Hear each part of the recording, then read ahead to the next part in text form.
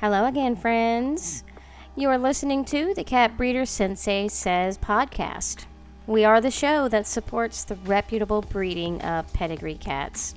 And we're on our way to becoming the authority for providing a positive community and a supportive community for our breeder friends, no matter what the level of experience is. So thank you guys so much for your positive feedback, your 5-star ratings on your platform that you listen to the show on, and for sharing this information with your friends and your fellow breeders. We hear phrases and see memes all the time that refer to a crazy cat lady or someone having too many cats. This puts a negative stigma on cat lovers all over the world. In some cases, makes some people embarrassed to even talk about how many kitties they actually own. But is there such a thing as having too many cats? And if so, how many is too many? We're going to find out in this episode of Cat Breeder Sensei Says, right after this quick message. Do you want to learn how to become a successful breeder of pedigree cats? Now you can. For the first time ever, enroll in an online training course that takes you step by step through everything you need to know to get on the right track. Visit catbreedersensei.com to sign up today and use code podcast21 to get $25 off. Okay, we're back. Now, a crazy cat lady is defined, and I looked this up on Google, so it's got to be true, as a normal person with 4 or more cats. Well, now, we must define what normal is, right? What is normal anyway? To me, there is no normal. Everything is very abnormal. A cat hoarder is defined as someone who has 15 or more cats. Both of these statements are clearly opinions because every circumstance is unique. Now, here's a fun fact.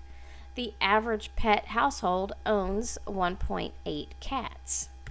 Now, of course, we're referring to pet owners, not us pedigree cat breeders. We are a completely different story when it comes to the number of cats that we own. Now, the more cats that you have, the less individual attention each cat is going to receive. The more adjustments each cat that lives in the home has to make to maintain peace and not be stressed out living amongst others. After studying cat psychology, I know that cats do like company, and they do well in pairs and with more than one cat. But there does arrive a time when there's more cats in one space than they're fully comfortable with. Only the cat really knows what that number is. When we're breeding cats, we have to be very careful about combining too many cats together in one space. We have to watch for personality conflicts and alpha cats and hormonal cats and know how to pair them together so that they do live in peace and don't have a stressed out environment. The same thing needs to apply to our pet owners. So if they have many cats, and that number many can be to your discretion, and we'll talk about that in just a minute, that's when you have to decide when to draw the line, when to let your kitten go home to that new owner. Instinctually, cats are territorial, but they can certainly welcome other cats into their pack. When an outsider is living in the pack, that's when stress can arise. And when I say an outsider, I mean one that doesn't necessarily ever get fully accepted. So maybe that's the one that they pick on. You see them laying by themselves instead of laying with their friends. So if you watch your cat behavior, you can tell which ones have more of a bond with each other than some of the others. Anytime stress is a factor with the cat, no matter what the cause of the stress is, it can lead to other issues like weakened immune systems, viruses, behavioral issues. Therefore, we must be mindful of how many cats each of us own. And, again, be mindful about the number of cats that our kitten buyers own. And that's what this episode is all about. It's about the number of cats that a kitten buyer that's interested in one of your kittens already owns and has in their home. So let me just clarify again. This episode is not about telling you as a breeder how many cats you should have. That's a whole different subject. That would be about feline husbandry and cattery maintenance and spacing requirements and stress levels. that's not what we're talking about in this show. As breeders, we do have a responsibility to manage our spaces and the behavior and look for signs of stress. We also have an obligation to our kittens and our cats to make sure that they're going to homes that are going to be the most comfortable environment for them for the rest of their lives. This show was actually inspired by an actual event that took place in my cattery. I have a lengthy kitten adoption application on my website. It's very long for a reason. Primarily to pre-screen the non-serious buyers out. People who are genuinely interested in one of my kittens will take the time, and most will even appreciate the application process. It's very thorough. I ask lots of questions about who lives in the home, their beliefs in declawing and spaying and neutering and rehoming animals. Get veterinary references. I just have, it's a very in-depth application process. I do review each and every application, all of their answers. I do Google drive-bys of the homes that they live in, and I verify information. Each application to me is considered individually and as a whole. So I take the information that was given on the application and based on my belief system and my policies that I have for my cattery, I make a decision whether that person is qualified to adopt one of my kittens or they're not qualified. Some of the reasons that I will deny an application automatically is if they will say that they're going to declaw the kitten. It's also an automatic denial if they say that the kitten or the cat will live outdoors or be allowed to free roam outdoors without supervision or a harness.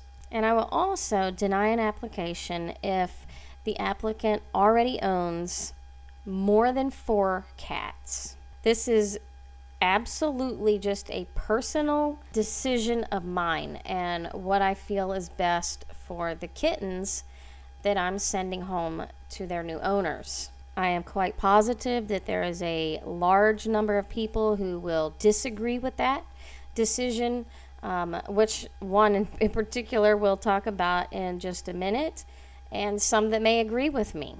But I do strictly enforce that. So it's not dogs, it's not fish or goats, and I get all kinds of animals that are listed as pets on the application. I'm talking specifically about cats.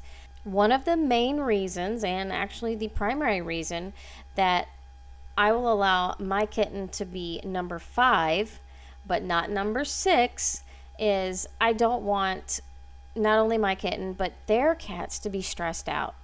And because I know that that's going to cause issues, whether it's behavioral, physical, I just don't want to take the risk.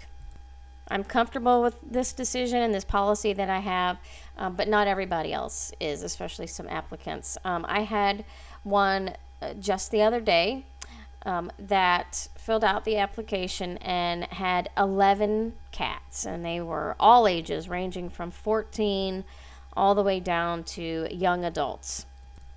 So what happened to the application? Well, it got denied, and I sent an email and I explain the reason why I am denying their application, and it's to explain that my policy is that I have a limit of 4 cats. My kitten can be number 5, but anything more than that, I don't agree to that.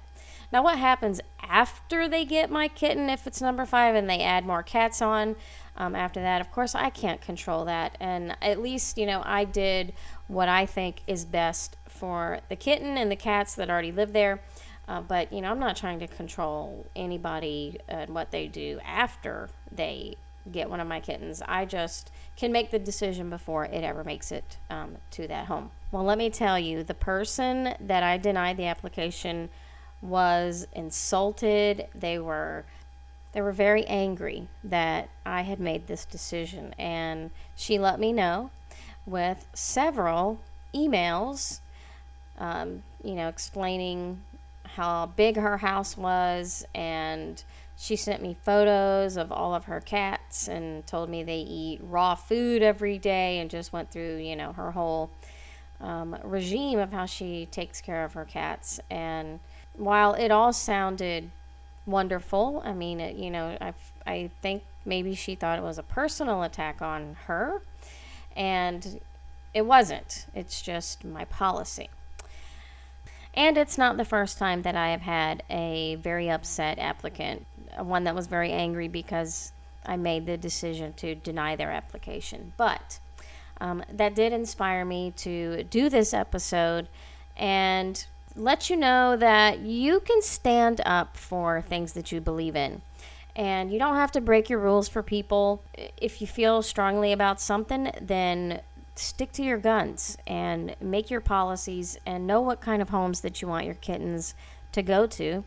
And don't falter away from what you feel is best. It's okay to say no to people if you feel like that's the best decision. If you don't already have rules and policies set in place for your cattery and the homes that your kittens go to, maybe take some time to think about that. In the world that we live in, and the internet and technology and the way people adopt our kittens, we don't get to know the people personally, unfortunately. And we can go only by conversations that we have with them and application processes that we use to pre-screen our buyers. But ultimately, we really don't know where the kitten is going unless we know the people personally, and we don't know what type of life that the kitten will have. We can only hope that we do a good job selecting the homes that our kittens go to, and hope that they are taken care of and are not stressed out and are given the care and love that they need for the rest of their life. I hope that you have enjoyed listening to this episode of Cat Breeder Sensei Says. I'm hoping that you are doing well and your kitties are doing well and everybody is happy. And I also want to invite you to our No Judgment Zone Cat Breeder community on Facebook. It's a very positive place where you can ask questions, get the support that you need. There's absolutely zero tolerance for rudeness, any superiority actions, anything derogatory to make you feel like you can't ask questions and get support. So come on over and join us at No Judgment Zone Cat Breeder Community, our Facebook group. Thank you so much for listening, and I will see you guys later. Bye.